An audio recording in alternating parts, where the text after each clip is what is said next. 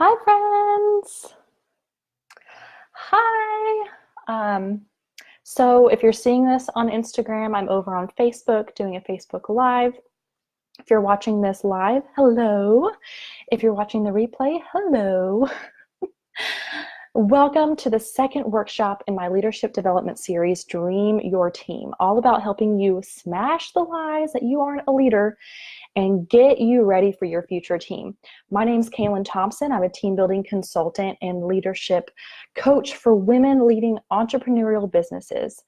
And I help them unlock their deepest, truest visions for their business, identify their strengths, and gather and lead a team around them to fulfill their purpose and advance God's kingdom. So today I want to talk about something that I have noticed with my clients and with the people that I talk to, and it's all about trust. How can I trust somebody else to come into my business?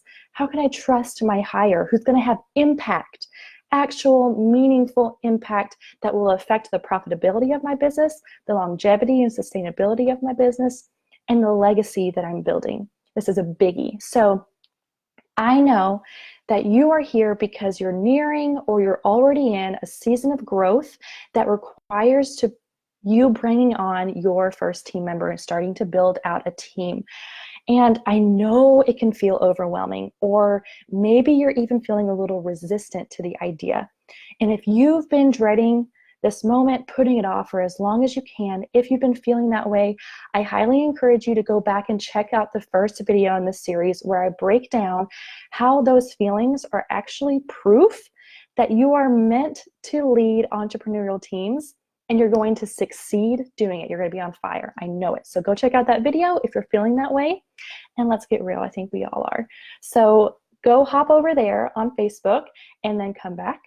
But yeah, so if I know that as a business owner, the reason it's so hard to trust somebody is because our business is an extension of our heart and our being.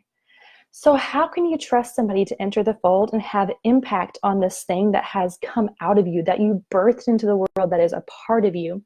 And now you're asking, you're kind of like asking somebody to come and give part of themselves too. So it's no longer just yours. It's scary. And it's nerve-wracking, honestly.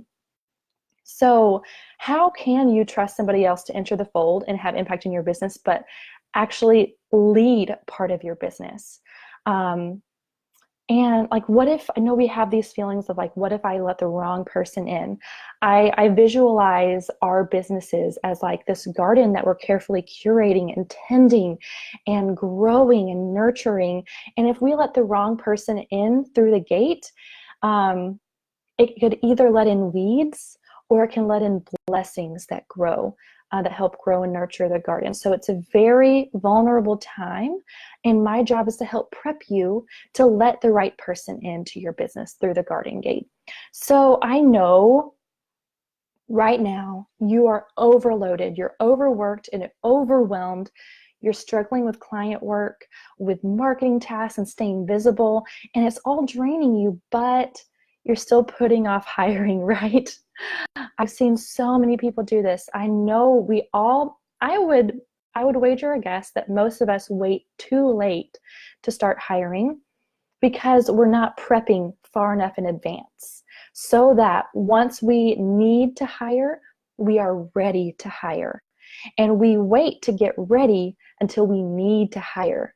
So I see so many people wait until that moment when they're desperate and they know that they have to bring on help. That's when they start getting ready. But I'm here to say that you need to start getting ready now, no matter where you are. And especially if you are starting to feel that overworked and that overwhelmed symptom, you need to start getting ready and preparing the way for success for your team. So if you've been thinking about it for a while and you keep saying you're not there yet, you'll hire next year. You just need to work harder, smarter, longer. But let's be honest, what's the real reason you've been putting off making a hire or getting ready to hire? Not actually making the hire yet, but getting ready and paving a path for your team member to succeed. It's a lot more work than it's not just saying, oh, I need to hire, I'm going to go look for somebody and bring them on. You're going to run into a lot of obstacles if you do that, and you're going to have a lot of kinks in the flow of bringing on this person. So I highly encourage you to start looking at ways that you can start paving the path now. And I need you to start thinking and acting and preparing the way for success and the growth of your business. If you keep digging as to why you've been putting it off, I'm going to guess that you're nervous about trusting somebody else so deeply and have impact in your business and the legacy that you're creating. If you're honest, you might be thinking, there's no way I can trust someone to come into my business and have any sort of autonomy. Or you don't want to micromanage. I've heard that too. I'm not ready because I really don't want to micromanage. I don't trust anybody but me. Ding, ding, ding. That is the question, right? How can we trust anybody but ourselves? How can you trust anyone but yourself?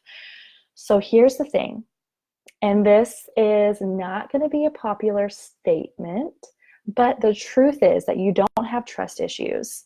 The truth is not that you're protective or that you don't trust anybody to be as good as you are in your business. The truth is you don't trust yourself.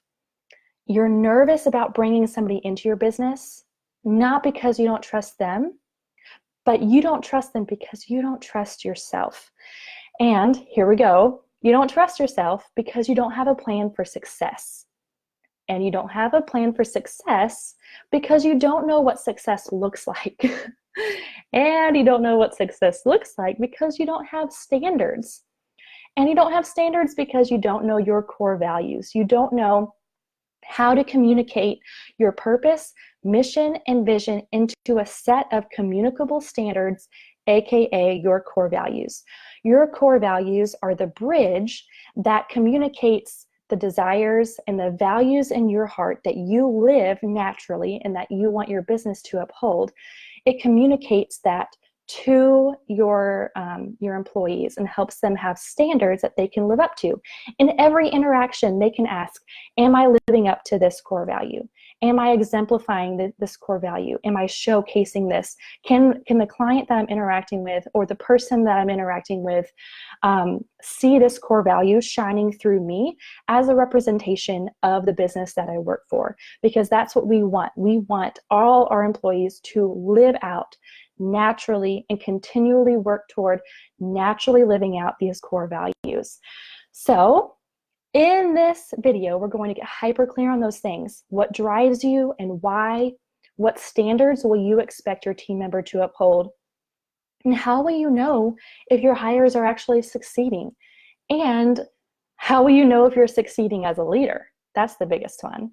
So the first step before even knowing your core values is really honing in on your identity, which is a combination of your purpose, your mission, and your vision. Your purpose is, why are you here? What legacy are you wanting to live out and leave to the world? What kind of wake, what kind of impact do you want to leave in your wake? When your business is all said and done, when you are far ahead, what do you want people to say about you and your business and the change that you made in the world? What kind of impact do you want to make if nothing held you back? That is your purpose. 2, what is your mission? How are you pursuing your purpose where you are right now, using the resources that are currently available to you? And then 3, what is your vision? How are you wanting to expand your current impact by expanding your resources? This is where you're wanting to go in the future, and it is a much larger detailing of your mission. It is your vision, but bigger, or your mission, but bigger. So eventually, your vision will eventually become your mission, and you're going to continually pursue bigger things that is in pursuit of your larger purpose. So before you hire anybody, You have to know these things so deeply because this is your northern star or whatever, your North Star. This is what will lead you in leading your team. That's the biggest thing, is we are scared to lead because we don't know where we're going. But if you know your purpose, your mission, and your vision, then you know where you're going, and you will continually know if you are leading your team toward those things, to living out your purpose, fulfilling your mission, and stepping toward your vision. Sorry, I think it paused. So know these things, and you will find freedom in where you're going, what you can do to get there, and you will know how you need help to achieve that vision. So your core values now are the standards that you expect your team to embody and uphold as they fulfill these things. As you lead them toward fulfillment of purpose through your mission toward your vision, these core values will help your team get there. So, your core values, these are the bridge between the identity that you house in your heart to instilling that identity in theirs. So, whether you know it or not, you are currently operating under a set of core values, of standards you strive to consistently uphold with anyone who interacts with your brand, whether they're an audience member or a client or an alumni of your business. Defining core values externalizes the internal standards and provides standards by which your team can actually strive to continue carrying out your brand experience. So why is this so important? Core values are more than just words. They're a way of life, but they've been treated like words for so long. Like, core values is so cliche. I even have this weird stigma around saying the words core values because it's kind of so cliche that we just brush it off. But they are so important if they're used right. You don't need 10 or 20 core values. No one can remember that. No one can continually strive to uphold those core values. You need 3 of them, and you need them to be really clear. So these are the hill that you die on. They are the things that are the heart of your company. They're the operating principles that really permeate every area of your business, and they reflect what's truly important to the business and you as a leader, and they're a guide for team behaviors. So here are some questions to ask as you begin discovering your own core values. 1, what are some things that are the most important to you in your life? If you had to simplify living down to 3 simple truths to live by, what would they be? What 3 things matter to you, and what else? Everything else doesn't matter. If you had to simplify living down to 3 things, 3 truths, 3 guiding lights to walk by and live by, what are they? And then 2, what values do you practice every day naturally? These things are right and everything else doesn't matter. What values would you like to live up to, but maybe you're not achieving consistently just yet, but you're striving toward because they are so important to you? And then take a look at what causes you financially support, or that you socially support, or that you really connect with. Like, what actual causes? One of my clients, she is a lactation specialist too. She's a photographer, but she's also a lactation consultant, and she supports the normalization of breastfeeding, and that's one of the causes that she naturally connects with and she strives to support every day. So there's something there that speaks to her core values. And then 4, who inspires you the most? Well, I actually want to backtrack. So I want to highlight what core value is exemplified by her promotion and her connection to the cause of normalization of breastfeeding. So that shows her love of connection, her love of love, which is something that we discovered during our call together. is that she just loves when people connect, when humans connect and experience love and raw connection on just a spiritual level. So that's why she is so just adamant that everyone should be okay breastfeeding wherever and however, feeding their baby however, because it's a connection between, it's a love connection, a raw, honest, human love connection between the mother and her child. So I thought that was really cool. Okay, number 4, who inspires you the most? What, and then write down like what qualities of each person is the most inspirational to you. So I want you to take some time this week and really honestly journal through those questions. And I recommend journaling even if you hate it like I used to, because you can actually go back and circle through common words and phrases that you see. So this is actually what I do during a client session or following a client session when I help them discover their core values. What I do is I go through the notes that I took and I go through their questionnaire that they submitted prior to the session, and I merge them together into one massive document, and I start highlighting things that are similar, phrases that I see popping up over and over again, words that are similar. And then I whittle all that down into 3 core values. The 3 things that I am witnessing from my client, the thing that they're expressing from their heart. So when you sit down to write your core values, here are some tips that I want you to follow.